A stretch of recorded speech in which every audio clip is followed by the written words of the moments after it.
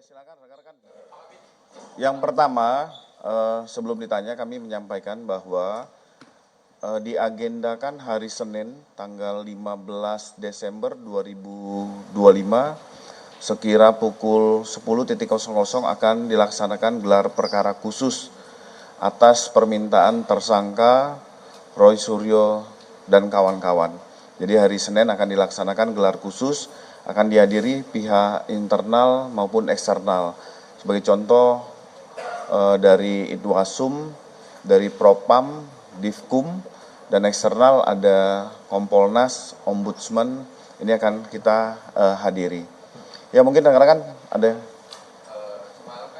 Pak Karo sebut kalau misalkan salah satu motifnya itu atau yang melatar belakangi kejadian yang di Matel itu perkara motor. Nah, kira-kira apakah karena TSK ini kesel atau emosi Pak Kabid terhadap para korban yang ingin hendak mengambil motornya?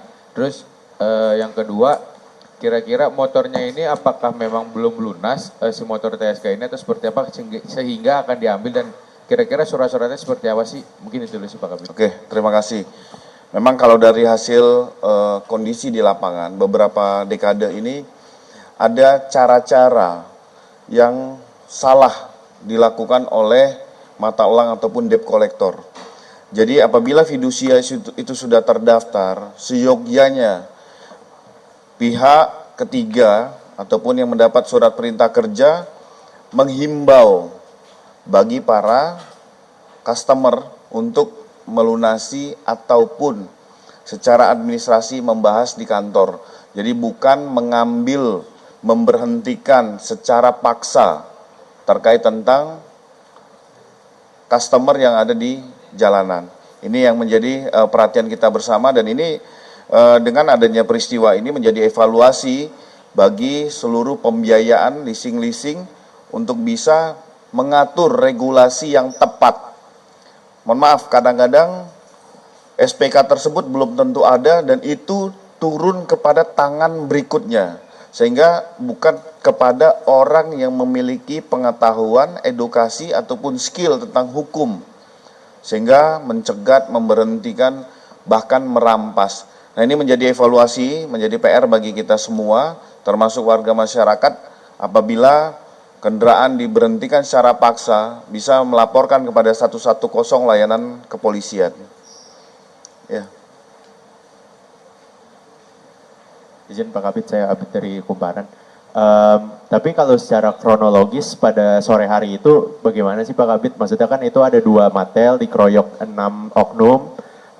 Itu gimana ceritanya? Apakah Matel itu sedang menarik motor orang lalu dibela oleh para Yanma ini?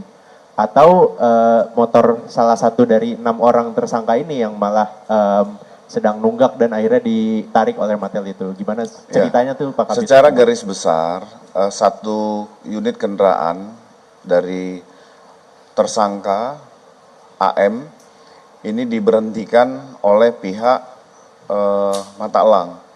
Sehingga pada saat terjadi penarikan kunci kontak dicabut, pihak anggota Polri tadi tidak terima atas perbuatan tersebut. Sehingga terjadi cekcok dan terjadilah penganiayaan, pengeroyokan yang mengakibatkan korban meninggal dunia. Ini fakta yang di lapangan, tapi mengingat ini masih 1x24 jam penetapan tersangka tadi malam yang kita rilis, ini masih terus dilakukan pendalaman dari penyidik Ditreskrim Polda Metro Jaya. Kita tunggu, pasti kami akan mengupdate dan secara transparan terhadap peristiwa Kalibata. Lain.